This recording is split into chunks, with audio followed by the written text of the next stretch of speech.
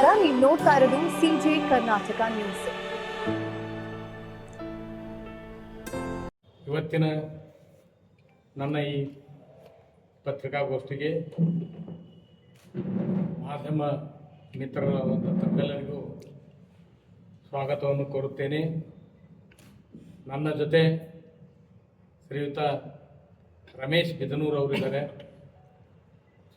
ಅವರು ಭಾರತೀಯ ಜನತಾ ಪಕ್ಷದ ಹಳೆ ಕಾರ್ಯಕರ್ತರು ಮತ್ತು ಇವತ್ತಿನ ಮುಖಂಡರು. ಸ್ನೇಹಿತರೆ,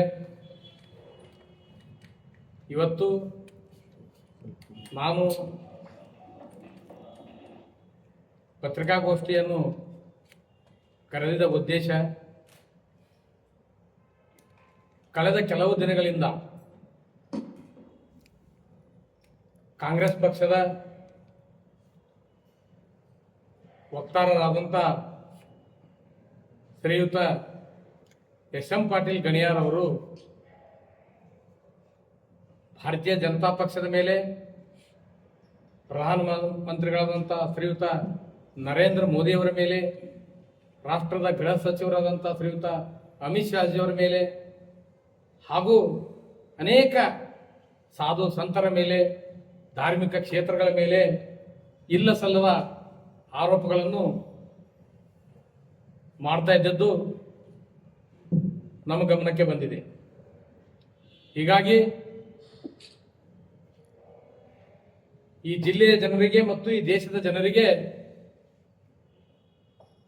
ಸತ್ಯವನ್ನು ಮರೆಮಾಚುವ ಕೆಲಸ ಇವತ್ತಿನ ರಾಜ್ಯದಲ್ಲಿ ಆಡಳಿತ ಇರುವ ಕಾಂಗ್ರೆಸ್ನ ಮಂತ್ರಿಗಳು ಹಾಗೂ ಕಾಂಗ್ರೆಸ್ಸಿನ ಆಯಾಕಟ್ಟಿನಲ್ಲಿರ್ತಕ್ಕಂಥ ಅವರ ಕಾರ್ಯಕರ್ತರು ಮಾಡ್ತಾ ಇರೋದು ಇವತ್ತು ನಾವು ನೋಡ್ತಾ ಇದ್ದೇವೆ.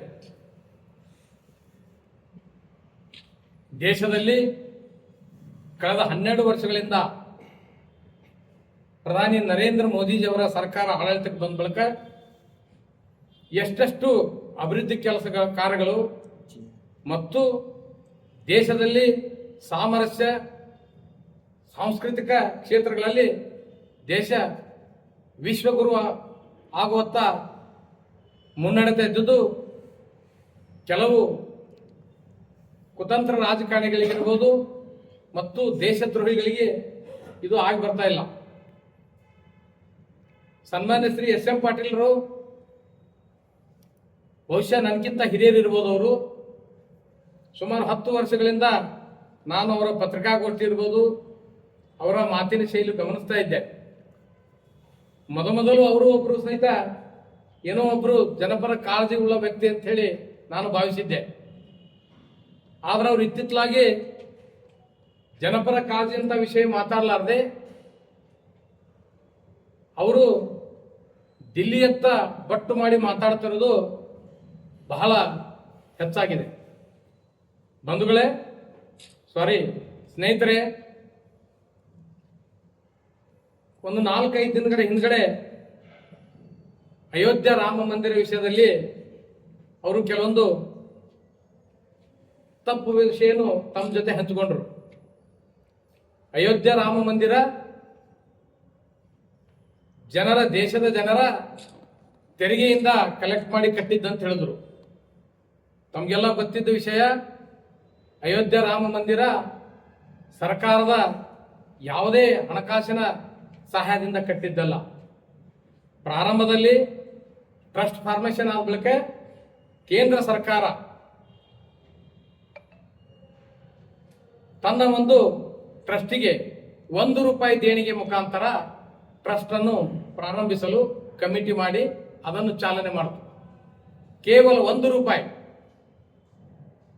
ಬಾಕಿ ಎಲ್ಲ ರಾಮ ಭಕ್ತರು, ದೇಶಾದ್ಯಂತ ಇರ್ತಕ್ಕಂಥ ರಾಮ ಭಕ್ತರು, ಅದರಲ್ಲಿ ಅವರು ಇವರು ಅಂತ ಹೇಳಿ ನಾನು ವಿಂಗಡಣೆ ಮಾಡಕ್ ಹೋಗಲ್ಲ.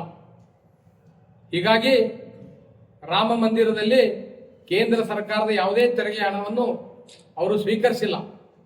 ಆದರೆ ಎಸ್.ಎಂ. ಪಾಟೀಲ್ ಗಣಿಯಾರ್ ಅವರು ಎಷ್ಟು ತಪ್ಪು ಮಾಹಿತಿ ಹೇಳಿದಾರಪ್ಪ ಅಂದ್ರ, ಇದು ಕ್ಷಮೆ ಕೇಳಬೇಕು ಅವರು ದೇಶದ ಜನತೆಗೆ ಮತ್ತು ಜಿಲ್ಲೆಯ ಜನತೆಗೆ. ತಮಗೂ ಇನ್ನೊಂದು ವಿಷಯ ಹೇಳ್ತೀನಿ. ಉತ್ತರ ಪ್ರದೇಶದ ಮುಖ್ಯಮಂತ್ರಿ ಹೇಳಿದಂತ ಯೋಗಿ ಆದಿತ್ಯನಾಥ್ ಅವರು ಮೊದಲು ಟ್ರಸ್ಟ್ ಶುರುವಾದ ಕೂಡಲೇ ಅವರು 11 ಲಕ್ಷ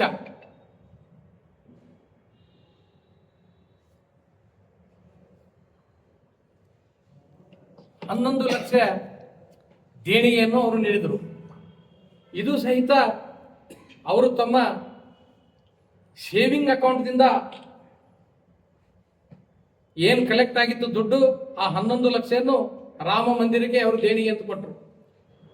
ಇಷ್ಟೊಂದು ಭಕ್ತಿಪೂರ್ವಕವಾಗಿ, ಇಷ್ಟೊಂದು ಪ್ರಾಮಾಣಿಕವಾಗಿ ದೇಶದ ಜನರ ಶ್ರದ್ಧೆ ಭಕ್ತಿಯಿಂದ ಕಟ್ಟಿದಂತ ಅಂತ ಒಂದು ರಾಮ ಮಂದಿರಕ್ಕೆ ಇವತ್ತು ಇಂಥ ಒಬ್ಬ ವ್ಯಕ್ತಿಗಳು ಕಾಂಗ್ರೆಸ್ ಪಕ್ಷದ ವಕ್ತಾರ ಅಂತ ಹೇಳ್ಕೊಂಡು ತಪ್ಪು ಸಂದೇಶವನ್ನು ಕೊಡ್ತಾ ಇರೋದು ಬಹಳ ಅಕ್ಷಮ್ಯ ಅಪರಾಧ.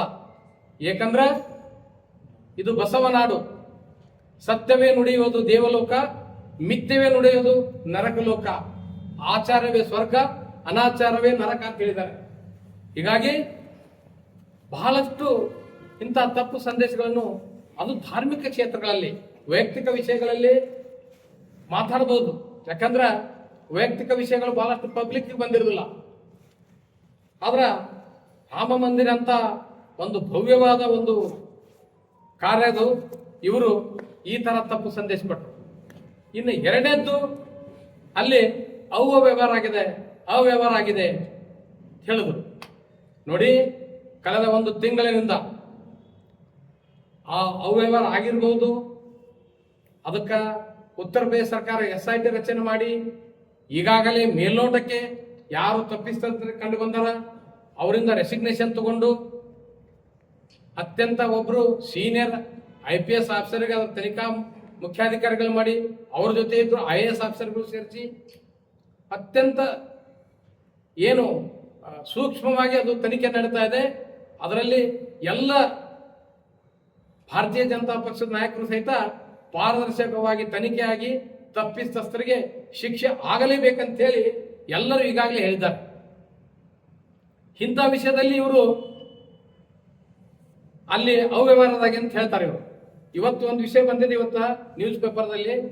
ನಿನ್ನೆ ಸುಪ್ರೀಂ ಕೋರ್ಟ್ ಸಹಿತ ರಾಮ ಮಂದಿರ ವಿಷಯದಲ್ಲಿ ವಿನಾಕಾರಣ ರಾಜಕೀಯನ್ನು ಬೆರೆಸಬಾರದು, ಈಗಾಗಲೇ ತನಿಖೆ ನಡೀತಾ ಇದೆ, ಉನ್ನತ ಮಟ್ಟದ ತನಿಖೆ ನಡೀತಾ ಇದೆ, ಯಾರು ಸಹಿತ ರಾಜಕೀಯ ಪಕ್ಷಗಳು ಇದನ್ನು ಬೆಳೆಸಿಕೊಳ್ಬಾರದು ಅಂತ ಸುಪ್ರೀಂ ಕೋರ್ಟ್ ಹೇಳಿದೆ.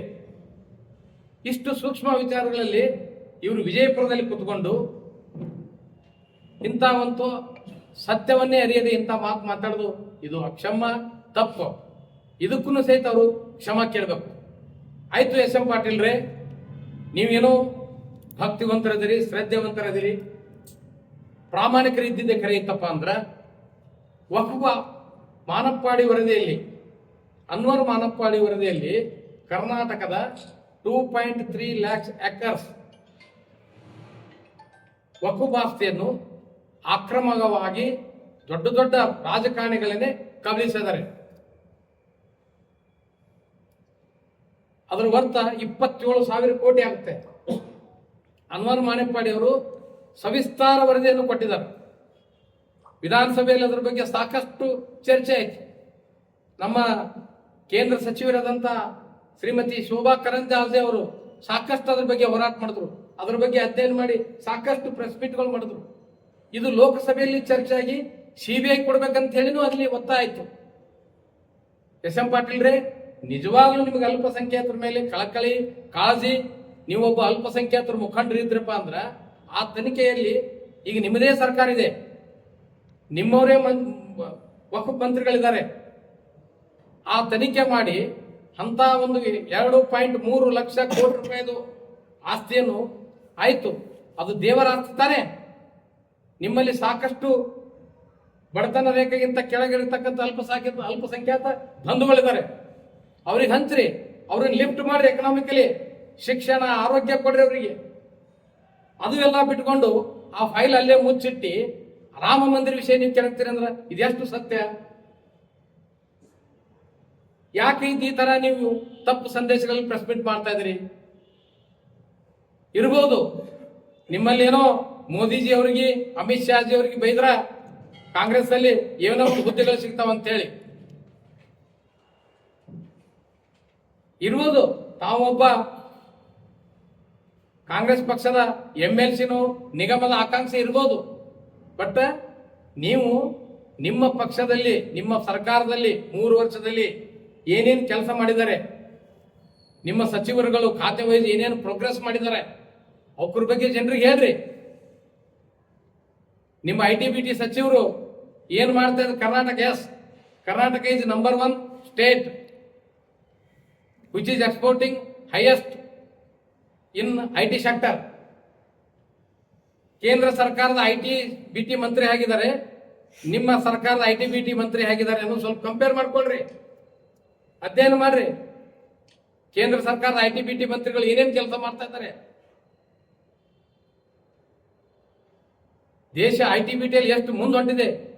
ಚೀನಾಕ್ಕೆ ಭಾರತ ದೇಶದಿಂದ ಎಕ್ಸ್ಪೋರ್ಟ್ ಆಗಂತ ಕಾಲು ಬಂದ್ಬಿಟ್ಟಿದೆ, ಈಗ ಮಾಡ್ತಾ ಇದ್ದಾರೆ. ಈಗ ರಾಜ್ಯದ ITBT ಮಂತ್ರಿಗಳು ಏನ್ ಮಾಡ್ತಾ ಇದ್ದಾರೆ ಬೆಂಗಳೂರಿನಲ್ಲಿ? ನಿಮ್ಮ ಇನ್ನಿತರ ಮಂತ್ರಿಗಳು ಏನೇನು ಕೆಲಸ ಪ್ರೋಗ್ರೆಸಿವ್ ಕೆಲಸ ಮಾಡಿದ್ರೆ ಹೇಳ್ರಿ. ಅದೆಲ್ಲ ಬಿಟ್ಕೊಂಡು ಇಲ್ಲ ಸಲ್ಲದ ಸುಳ್ಳು ಆರೋಪಗಳನ್ನು ಮೋದಿಯವ್ರ ಮೇಲೆ ಮಾಡಿದೆ, ಭಾರತೀಯ ಜನತಾ ಪಕ್ಷದ ಮೇಲೆ ನಾಯಕರ ಮೇಲೆ ಮಾಡಿದ್ರ ನನಗೆ ದೊಡ್ಡ ಅವ್ರೇನೋ ಆ ಪವನ್ ಖೇರ ತಪ್ಪು ಸಂದೇಶ ಮಾಡಿದ್ರು, ತಪ್ಪ ಒಂದು ಪ್ರೆಸ್ ಮೀಟ್ ಮಾಡಿದ ಕೂಡಲೇ ನಿನ್ನೆ ಪವನ್ ಖೇರ ಅವ್ರಿಗೆ ಮೊನ್ನೆ ರಾಜ್ಯಸಭಾ ಸದಸ್ಯ ಮಾಡಿಬಿಟ್ರು, ಓಡ್ ಹೋಗಿದ್ರು ಅವ್ರು ಪವನ್ ಖೇರ ಅಂತವ್ರಿಗೆ. ಆಗ ನಿಮ್ಗೂ ಒಬ್ಬರು MLC ಮಾಡ್ತಾರೋ ನಿಗಮ ಮಂಡಳಿ ಅಧ್ಯಕ್ಷರು ಮಾಡ್ತಾರ ತಿಳ್ಕೊಂಡು ನೀವು ಭಯಕ್ಕೆ ಹೋಗ್ಬಾರ್ದು, ಮಾತಾಡ್ರಿ. ಇನ್ಫಾರ್ಮೇಶನ್ ಕರೆಕ್ಟ್ ಇರ್ಬೇಕು. ಅದು ಅಲ್ಲದೆ ನೀವು ಕಾಂಗ್ರೆಸ್ ಪಕ್ಷದ ವಕ್ತಾರ ಅಂತ ಹೇಳ್ತೀರಿ. ಕಾಂಗ್ರೆಸ್ ಪಕ್ಷದ ವಕ್ತಾರರಾಗಿ ನೀವು ಕಾಂಗ್ರೆಸ್ ಕಚೇರಿಯಲ್ಲಿ ಏಕೆ ಪತ್ರಿಕಾಗೋಷ್ಠಿಯನ್ನು ಮಾಡೋದಿಲ್ಲ? ನೀವು ಖಾಸಗಿ ಹೋಟೆಲ್ದಲ್ಲಿ ಯಾಕೆ ಮಾಡ್ತೀರಿ? ಹೌದು, ನಾನು ನೋಡ್ತಾ ಇದ್ದೀನಿ ಕಾಂಗ್ರೆಸ್ ಪಕ್ಷದ ಕಚೇರಿಗೆ ನಿಮ್ಮ ಕೇಂದ್ರ ನಾಯಕರು ಬಂದಿರ್ತಾರೆ, ರಾಜ್ಯ ಸಚಿವರುಗಳು ಬಂದಿರ್ತಾರೆ, ಪಕ್ಷದ ಉನ್ನತ ಹುದ್ದೆದಲ್ಲಿ ಇದ್ದವ್ರು ಬಂದು ಪಕ್ಷದ ಕಾರ್ಯಕ್ರಮ ಮಾಡಿ ಅಲ್ಲೇ ಪ್ರೆಸ್ ಮೀಟ್ ಮಾಡ್ತಾರ. ನೀವೊಂದು ಅವ್ರ ಪಕ್ಕದಲ್ಲಿ ಕೂತಿದ್ದು ನಾನು ನೋಡೇ ಇಲ್ಲ. ಇದನ್ನ ಯಾಕೆ ನೀವು ಹಿಡನ್ ಆಗಿ ಇಟ್ಕೊಂಡಿದ್ದೀರಿ? ಅಂದ್ರೆ ನೀವು ಒಬ್ಬ ಒಂದು ಸಮಾಜದ ನಾಯಕರು ಅಥವಾ ಏನು ಒಂದು ಪಕ್ಷದ ನಾಯಕರು? ಏನ್ರಿ ನೀವು ಏನ್ ಮಾಡ್ತಾ ಇದ್ರೆ ನೀವು ಗಮನಿಸ್ಬೇಕು. ಸ್ಪೋಕ್ಸ್ಮನ್ ಅಪ್ಪ ಅಂದ್ರೆ ಅದು ಸಣ್ಣ ಕೆಲಸ ಅಲ್ಲ, ಅದು ಪಕ್ಷದ ಮುಖವಾಣಿ ಕೆಲಸ ಮಾಡ್ತದ. ನಾನು ಈ ಜಿಲ್ಲೆಯಲ್ಲಿ ಬಹಳ ದೊಡ್ಡ ದೊಡ್ಡ ಕಾಂಗ್ರೆಸ್ ನಾಯಕರಿದ್ದಾರೆ, ಅವ್ರಿಗೊಂದಿಟ್ಟು ಕರೆಸಿ ಬುದ್ಧಿ ಹೇಳೋದು ಒಳ್ಳೆಯದು. ಯಾಕಂದ್ರೆ ನಿಮ್ಮ ಪಕ್ಷದ ಒಂದು ಮುಖವಾಣಿಯವರು ಎಲ್ಲೋ ಕೂತ್ಕೊಂಡು ಏನೋ ಒಂದು ಫಾಲ್ಸ್ ಅಲಿಗೇಷನ್ ಮಾಡ್ಕೊತ ಹೋದ್ರ ನಾಳೆ ನಿಮ್ಮ ಪಕ್ಷದ ಸ್ಥಿತಿಗತಿಗಳು ಏನಾಗ್ತಾವ? ದಯವಿಟ್ಟು ಹೇಳ್ತೀನಿ, ಎಸ್ ಎಂ ಪಾಟೀಲ್ ನಮ್ಮ ಸ್ನೇಹಿತರೆ, ಅದಕ್ಕೆ ಅವ್ರಿಗೆ ನಾನು ಹೇಳೋದಿಷ್ಟೇ, ಸತ್ಯವನ್ನು ಹೇಳ್ರಿ, ಸತ್ಯವನ್ನೇ ಹಂಚ್ಕೊಳ್ರಿ. ನಿಮ್ಮ ನಿಜವಾದ ಜನಪರ ಕಾಳಜಿ ಇತ್ತು, ಅಲ್ಪಸಂಖ್ಯಾತರ ಬಗ್ಗೆ ಕಾಳಜಿ ಇತ್ತು, ಇವತ್ತು ನಿಮ್ಮದೇ ಸರ್ಕಾರ ಇದೆ, ಅಲ್ಪಸಂಖ್ಯಾತರ ಬಡಾವಣೆಗೆ ಹೋಗಿ ನೋಡ್ರಿ. ನಾನು ಇಲ್ಲಿ ಒಬ್ಬ ಮಾಜಿ ಕಾರ್ಪೊರೇಟರ್ ಆಗಿ ಹೇಳ್ತಿದ್ದೀನಿ, ನನ್ನ ಸ್ನೇಹಿತರ ಅಲ್ಪಸಂಖ್ಯಾತ ಮಿತ್ರರು ಮಹಾನಗರ ಪಾಲಿಕೆ ಸದಸ್ಯರಿದ್ದ ಟೈಮ್ದಲ್ಲಿ ಸಾಕಷ್ಟು ಆ ಬಡಾವಣೆಗಳು ಹೋಗಿನಿ, ಅಲ್ಲಿ ಸ್ಥಿತಿಗತಿಗಳು ನೋಡ್ರಿ. ನಿಮ್ಮ ಅಲ್ಪಸಂಖ್ಯಾತ ಸಚಿವರು ಮತ್ತು ಅಲ್ಪ ಸಚಿವರಿಗೆ ಆ ಟೋಲ್ ನಾಕದಿಂದ ದೊಡ್ಡ ಮೆರವಣಿಗೆ ಮಾಡ್ಕೊತ ಬಂದ್ರಿ, ಎಷ್ಟು ದುಡ್ಡು ತಂದ್ರಿಪ್ಪ? ಏನ್ ಮಾಡಿದ್ರಿ ನೀವು? ಅಷ್ಟೇ, ಅವ್ರನ್ನ ಮೆರವಣಿಗೆ ಮಾಡ್ಕೊತ ಬಂದು ಏನೋ ಒಂದು ವಕ್ಕುಬದ್ದು ಇಶ್ಯೂ ಮಾಡಿಬಿಟ್ರಿ. ಮುಂದೆ ಅವ್ರ ಮಗ ಏನೋ ಸಿನಿಮಾ ಮಾಡ್ಯಾನ ತಿಳ್ಕೊಂಡು ಅವ್ರನ್ನ ರೋಡ್ ಶೋ ಮಾಡಿದ್ರಿ. ಇದರಿಂದ ಅಲ್ಪಸಂಖ್ಯಾತರ ಬಡ ಮಕ್ಕಳು ಉದ್ಧಾರ ಆಗ್ತಾರ? ಈ ದೇಶದಲ್ಲಿ ಪ್ರಧಾನಿ ಮೋದಿಯವರು ಸಾಕಷ್ಟು ಕಾರ್ಯಕ್ರಮಗಳು ಕೊಟ್ಟಿದ್ದಾರೆ. ಆಯುಷ್ಮಾನ್ ಭಾರತ ಕೊಟ್ಟಿದ್ದಾರೆ. ಆಯುಷ್ಮಾನ್ ಭಾರತ ಏನು ಧರ್ಮದ ಆಧಾರ ಮೇಲಿದೆ, ಜನಸಂಖ್ಯೆ ಆಧಾರ ಮೇಲೆ ತಗೊಂಡಿರೋ ಸಾಕಷ್ಟು ಅಲ್ಪಸಂಖ್ಯಾತರ ಬಂಧುಗಳೇ ಆಯುಷ್ಮಾನ್ ಭಾರತದ ಫಲಾನುಭವಿಗಳದ. ಇವತ್ತು ಪ್ರಧಾನ ಮಂತ್ರಿ ಆವಾಸ್ ಯೋಜನೆ ಇದೆ, ಜನಸಂಖ್ಯೆ ಆಧಾರದ ಮೇಲೆ ಅದನ್ನು ತಗೊಂಡ್ರೆ ಪ್ರಧಾನ ಮಂತ್ರಿ ಆವಾಸ್ ಯೋಜನೆ ಸಾಕಷ್ಟು ಫಲಾನುಭವಿಗಳು ಅಲ್ಪಸಂಖ್ಯಾತ ಬಂಧುಗಳೇ ಇದ್ದಾರೆ. ಮೋದಿಜಿಯವರು ಯಾವುದೊಂದು ಕಾರ್ಯಕ್ರಮಗಳು ಒಂದೇ ಸಮುದಾಯಕ್ಕೆ ಇದೆ ಅಂತ ಹೇಳ್ರಿ. ಈ ದೇಶ ಸಬ್ಕೆ ಸಾಥ್ ಸಬ್ಕಾ ವಿಕಾಸ್. ಮೋದಿಯವರು ಇಂಥ ಒಳ್ಳೆ ಕಾರ್ಯಕ್ರಮಗಳು ಕೊಡೋ ಟೈಮ್ದಲ್ಲಿ ಅವ್ರ ಜೊತೆ ಅದು ಇವತ್ತಿನ ಸಂದಿಗ್ಧ ಪರತೆಯಲ್ಲಿ ಕೋವಿಡ್ ನಂತರ ವೆಸ್ಟ್ ಏಷ್ಯಾದಲ್ಲಿ ನಡೀತಾ ಇರುವಂತಹ ಕೆಲಸಗಳು ಏನು ಯುದ್ಧದ ವಾತಾವರಣದಲ್ಲಿ ಇವತ್ತು ನಾವು ಈ ದೇಶದಲ್ಲಿ ಎಷ್ಟು ಸುರಕ್ಷಿತ ಅದೇ ಅನ್ನೋದು ನಾವು ವಿಚಾರ ಮಾಡ್ರಿ. ಒಂದರೆ ನೀವು ಅಭಿವೃದ್ಧಿ ಕಾರ್ಯಕ್ರಮಗಳು ಮಾತಾಡಿದ್ರೆ ನಿಮ್ಮ ಪ್ರೆಸ್ ಮೀಟ್ ದಲ್ಲಿ 3 ವರ್ಷದಲ್ಲೇ ನಮ್ಮ ಸಿದ್ದರಾಮಯ್ಯ ಸಾಹೇಬ್ರ ಸರ್ಕಾರ, ನಮ್ಮ DK ಸಾಹೇಬ್ರ ಸರ್ಕಾರ, ನಿಮ್ಮ ಕಾಂಗ್ರೆಸ್ ಮಂತ್ರಿಗಳದು ಯಾವುದೋ ಒಂದು ಮಂತ್ರಿಗಳದು ನೀರಾವರಿ ಕ್ಷೇತ್ರ ಮಂತ್ರಿ ಮಾಡಿದ್ದು, ಕೈಗಾರಿಕಾ ಕ್ಷೇತ್ರಗಳ ಮಂತ್ರಿ ಮಾಡಿದ್ದು, ITBT ಮಂತ್ರಿಗಳು ಮಾಡಿದ್ದು, ಸಮಾಜ ಕಲ್ಯಾಣ ಮಂತ್ರಿಗಳು ಮಾಡಿದ್ದು, ಯಾವ್ದಾದ್ರು ಒಂದು ಕೆಲಸಗಳಿದ್ರೆ ಹಂಚ್ಕೊಳ್ರಿ. ಅದೆಲ್ಲ ಗೊತ್ತು. ನೀವು ಏನಿಲ್ಲ, ನನ್ನನ್ನು ಏನ್ ಮಾಡ್ಬೇಕು, ನಾನೇನಾರ ಆಗ್ಬೇಕಾರ ನಾನು ಯಾರಿಗೆ ಬೈಬೇಕು. ದಯವಿಟ್ಟು ಹೇಳ್ತೀನಿ, ಇವತ್ತಿನ ಬಂದ್ ಮಾಡ್ರಿ. ಅದು ಈ ತರ ಮತಿಯಾಗಿ ಗಲಭೆಯನ್ನು ಹುಟ್ಟಿಸಿ ನಾನು ಒಂದು ಹುದ್ದೆ ತಗೊಂಡ್ರೆ ಅದು ಸರಿಯಲ್ಲ. ನಾನು ಗಣಿಯಾರವ್ರು ಹೇಳೋದಿಷ್ಟೇನು, ತಾವು ವಿಷಯ ಕಲೆಕ್ಟ್ ಮಾಡ್ಕೊಡ್ರಿ. ಇಲ್ಲ ನಿಜವಾಗ್ಲೂ ಕೇಂದ್ರ ಸರ್ಕಾರದ ಕಾರ್ಯಕ್ರಮಗಳು ಏನಾದ್ರು ನ್ಯೂನತೆಗಳಿತ್ತು ಅಂದ್ರೆ ನಮ್ಮನ್ನು ಕರೀರಿ, ಬಹಿರಂಗ ಆಹ್ವಾನ ಕರೀರಿ. ಸ್ಟ್ರಾಟಜಿಕ್ಸ್ ತೊಗೊಂಡು ಬರ್ತೀನಿ ನಾನು, ನೀವು ತೊಗೊಂಡು ಬನ್ರಿ. ಎಲ್ಲಿ ಯಾರಿಗೆ ಅನ್ಯಾಯ ಆಗಿದೆ ಅಂತ ಹೇಳೋನು, ಎಲ್ಲಿ ಕುತ್ಕೊಳ್ಳೋಣ ಅಲ್ಲಿ ಕುತ್ಕೊಂಡು ಡಿಸ್ಕಷನ್ ಮಾಡೋನು, ಓಪನ್ ಡಿಬೇಟ್ ಮಾಡೋನು. ನಾವು ಕಳೆದ 12 ವರ್ಷಗಳಲ್ಲಿ ಮೋದಿ ಸಾಧನೆಗಳು ಏನು ನಾವು ಪ್ರಿಂಟದಲ್ಲಿ ಹಾಕಿದೆವು, ಅದರಲ್ಲಿ ನೀವು ಎಷ್ಟು ಸತ್ಯದೆ ಹೇಳ್ರಿ ಕರೀರಿ. ಕಳೆದ 1.5 ತಿಂಗಳಿಂದ ನಾವು ಸಾಕಷ್ಟು ಅದ್ರ ಬಗ್ಗೆ ನಾವು ಸೋಷಿಯಲ್ ಮೀಡಿಯಾ ಇರ್ಬೋದು, ಪ್ರಿಂಟ್ ಮೀಡಿಯಾ ಇರ್ಬೋದು, ಬಹಳಷ್ಟು ನಾವು ಚರ್ಚೆ ನಡೀತದೆ. 12 ವರ್ಷಗಳ ಮೋದಿಗಳ ಸಾಧನೆ, ಈ ದೇಶದ ಹೆಸರಾಂತ ಪತ್ರಕರ್ತರು ಸಹಿತ 1 ಅವರ್ ಡಿಬೇಟ್ ಮಾಡ್ತಾ ಇದ್ದಾರೆ. In the last 12 years, what is the achievement of Modi government? ದಯವಿಟ್ಟು ಹೇಳ್ತೀನಿ, ತಾವು ಈ ತರ ಒಂದು ಒಳ್ಳೆ ವಾತಾವರಣ ಕ್ರಿಯೇಟ್ ಮಾಡ್ರಿ, ಚರ್ಚೆ ಮಾಡ್ರಿ. ಅದನ್ನೆಲ್ಲ ಬಿಟ್ಕೊಂಡು ನೀವು ಏನೋ ನಾವು ಸುಮ್ಮನೆ ಮಾತಾಡಿ ಸುಳ್ಳೊಂದು ಸೊಟ್ಟೊಂದು ಹೇಳಿ ಜಗ್ಲೆಗೆ ಅನ್ನೋದು ಸಾಧು ಸಂತರ ಬಗ್ಗೆ ಮಾತಾಡಕ ನಿಮ್ಗೆ ಯಾವ ಹಕ್ಕಿದಾರಿಪ್ಪ? ಇರ್ತಾರ ಅವರು. ಈ ಒಂದು ಮಟ್ಟದ ಸಾಧು ಮಾತಾಡಿದ್ರ ಆ ಮಟ್ಟದ ಸಾಧು ಅದಕ್ಕೆ ಉತ್ತರ ಕೊಡಕ್ಕಿದ್ದಾರೆ. ಧರ್ಮಗುರುಗಳು ಎಲ್ಲಾ ಧರ್ಮದಲ್ಲಿ ಅವ್ರವ್ರ ಧರ್ಮಗುರುಗಳು ಇದ್ದಾರೆ. ಒಬ್ಬರಲ್ಲಿ ಹೆಚ್ಚಿರ್ಬೋದು, ಕಡಿಮೆ ಇರ್ಬೋದು. ಅವ್ರ ಉತ್ತರ ಕೊಡಕ್ಕೆ ಆ ಕ್ಷೇತ್ರದಲ್ಲಿ ಅವ್ರು ಇದ್ದಾರೆ.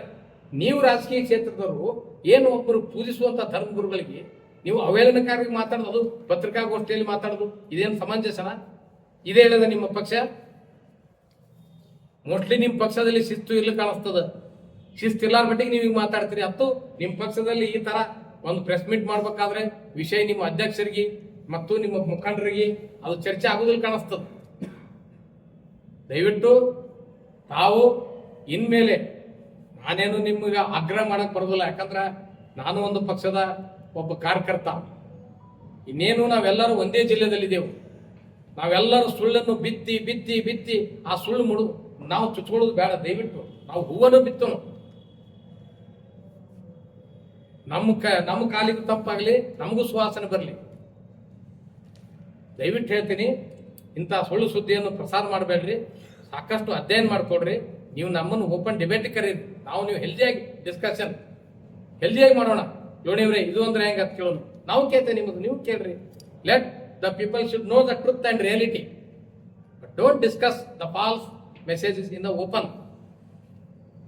ಅದಕ್ಕೆ ಈ ತಮ್ಮ ಮುಖಾಂತರ ನಾನು ಈ ಜಿಲ್ಲೆ ಜನತೆಗೆ ರಾಮ ಮಂದಿರ ವಿಷಯದಲ್ಲಿ ಸತ್ಯಾಸತ್ಯತೆಯನ್ನು ತಮ್ಮ ಜೊತೆ ನಾನು ಹಂಚಿಕೊಂಡಿದ್ದೀನಿ. ಬಂಧುಗಳೇ, ನಾನು ಇಂಥ ಒಂದು ಫಾಲ್ಸ್ ನ್ಯೂಸ್ಗೆ ಕಿವಿಗೊಡಬಾರದು. ಇಂಥ ವ್ಯಕ್ತಿಗಳಿಗೆ ಆ ಪಕ್ಷದ ಹಿರಿಯರು ಅವರಿಗೆ ಬುದ್ಧಿ ಮಾತು ಹೇಳಿ ಸತ್ಯವನ್ನು ಮಾತಾಡಕ್ಕೆ ಹೇಳಿದ್ರು ಒಳ್ಳೆಯದಂತ ತಿಳ್ಕೊಂಡು ನಾನು ಮತ್ತೊಮ್ಮೆ ಅವರಿಗೆ ವಿನಂತಿ ಮಾಡಿಕೊಂಡು ಇವತ್ತಿನ ನನ್ನ ಪತ್ರಿಕಾಗೋಷ್ಠಿಯಲ್ಲಿ ಇಲ್ಲಿಗೆ ಮುಗಿಸುತ್ತೇನೆ.